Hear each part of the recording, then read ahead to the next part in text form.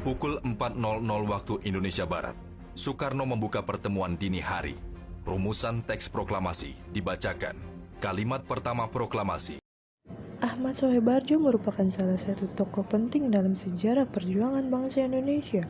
Ia dikenal sebagai diplomat dan pejuang kemerdekaan yang berperan sebesar dalam proses lainnya negara Indonesia. Ahmad Soebarjo lahir di Karawang, Jawa Barat pada tanggal 23 Maret 1896. Ahmad Soebarjo juga merupakan seorang kepala keluarga. Dukungan dan suasana keluarga menjadi bagian penting yang menguatkan perjuangannya dalam menjalankan tugas untuk bangsa dan negara. Foto ini menunjukkan sisi pribadi Ahmad Soebarjo sebagai sosok yang tidak hanya berjuang di bidang politik dan diplomasi, tetapi juga menjalani kehidupan keluarga dengan penuh tanggung jawab. Sejak muda, Ahmad Soebarjo sudah menunjukkan ketertarikan besar terhadap dunia pergerakan dan perjuangan bangsa. Ia dikenal sebagai sosok yang gemar belajar, berpikiran terbuka, serta aktif berdiskusi tentang kondisi Indonesia yang saat itu masih berada di bawah penjajahan. Ketika menempuh pendidikan, Ahmad Soebarjo juga terlibat dalam kegiatan organisasi pergerakan, salah satunya Perhimpunan Indonesia. Melalui organisasi tersebut, ia ikut menyuarakan semangat kemerdekaan dan memperjuangkan kepentingan bangsa Indonesia di lingkungan internasional. Melalui pertemuan dan diskusi tersebut, Ahmad Soebarjo ikut menumbuhkan semangat kebangsaan serta kesadaran untuk memperjuangkan kemerdekaan Indonesia.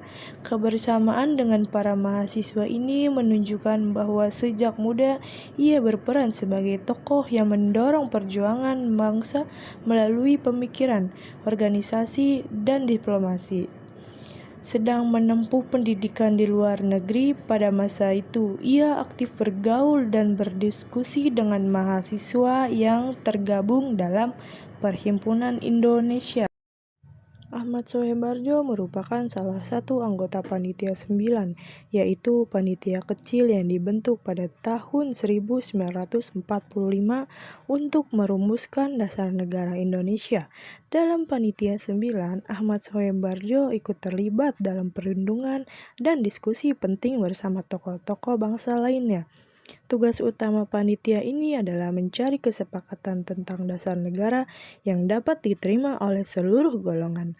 Hasil kerja panitia 9 kemudian melahirkan rumusan yang dikenal sebagai Piagam Jakarta.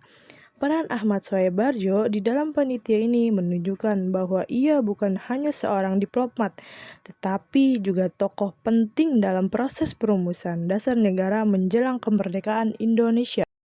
Pada masa penjajahan, Ahmad Soebarjo dikenal sebagai tokoh yang aktif memperjuangkan kemerdekaan Indonesia melalui jalur organisasi dan diplomasi. Ia tidak memilih perjuangan dengan senjata, tetapi lebih banyak berperan melalui pemikiran, perundingan, dan kerjasama antara tokoh pergerakan. Saat berada di luar negeri, Ahmad Soebarjo juga aktif bersama para pemuda dan mahasiswa Indonesia dalam organisasi Perhimpunan Indonesia. Melalui organisasi tersebut, ia ikut menyuarakan kepada dunia internasional bahwa bangsa Indonesia berhak merdeka dan lepas dari penjajahan. Kegiatan dan pengalaman Ahmad Soebarjo pada masa penjajahan inilah yang membentuk dirinya sebagai tokoh yang cakap dalam diplomasi dan kelak berperan penting dalam persiapan kemerdekaan Indonesia. Ia ditangkap dan diperiksa oleh pihak penjajah. Penangkapan ini dilakukan karena ia dicurigai terlibat dalam kegiatan politik yang dianggap dapat membangkitkan semangat perlawanan rakyat terhadap kekuasaan nasional. Penangkapan itu menjadi pengalaman yang berat, sebab pada masa penjajahan para aktivitas sering mengalami tekanan, pengawasan ketat, dan pembatasan gerak. Meskipun demikian, Ahmad Soebarjo tidak menunjukkan sikap putus asa setelah dibebaskan. Ia justru semakin memahami bahwa perjuangan harus dilakukan dengan cara yang lebih matang dan terencana. Ia menyadari bahwa selain perjuangan di dalam negeri, dukungan dunia internasional juga sangat penting untuk memperkuat posisi bangsa Indonesia. Pengalaman ditangkap inilah yang kemudian membentuk sikap Ahmad Soebardjo sebagai tokoh yang lebih hati-hati tetapi juga teguh memperjuangkan kemerdekaan. Ia memilih menyalurkan perjuangannya melalui jalur diplomasi, perundingan, serta kerjasama dengan berbagai tokoh nasional. Ahmad Soebardjo memainkan peran yang sangat penting menjelang proklamasi kemerdekaan Indonesia, terutama sebagai penengah dan penghubung antara para tokoh bangsa.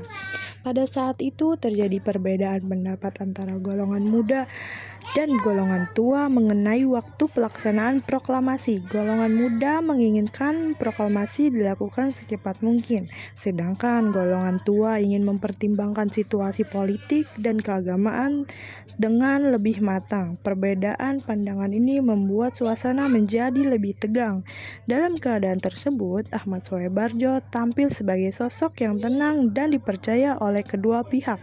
Ia berusaha membatasi perbedaan pendapat agar tidak terjadi perpecahan di antara para pejuang. Peran ini sangat penting karena jika konflik terus berlanjut, rencana kemerdekaan bisa terhambat. Ahmad Soebardjo kemudian ikut terlibat langsung dalam upaya menyelesaikan peristiwa yang dikenal sebagai peristiwa Regang Deklok, yaitu saat Soekarno dan Muhammad.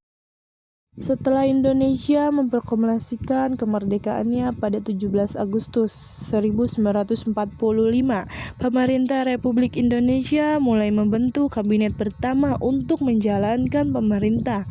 Pada saat itu, Ahmad Soebardjo dipercaya untuk menjabat sebagai Menteri Luar Negeri pertama Indonesia. Dalam kabinet ini, presidensial yang dipimpin oleh Soekarno dan Mohatta.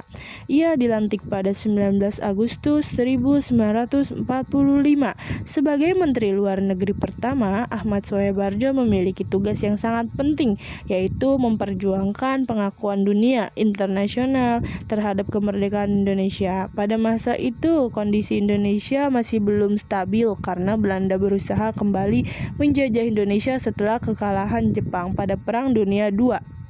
Oleh karena itu, diplomasi menjadi salah satu cara untuk mempertahankan kemerdekaan.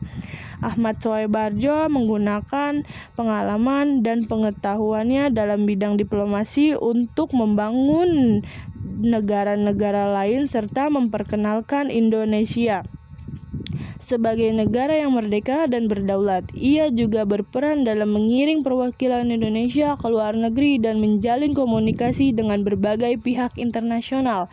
Selain itu, Ahmad Soebardjo juga ikut menyusun kebijakan luar negeri Indonesia yang berlandaskan perdamaian, persahabatan antar bangsa, dan kemerdekaan bagi semua negara. Berkat pengabdian dan perjuangannya, Ahmad Soebardjo dikenang sebagai salah satu tokoh penting dalam sejarah diplomasi Indonesia, serta sebagai Menteri Luar Negeri pertama yang membantu perjuangkan pengakuan Indonesia terhadap kemerdekaan Republik Indonesia.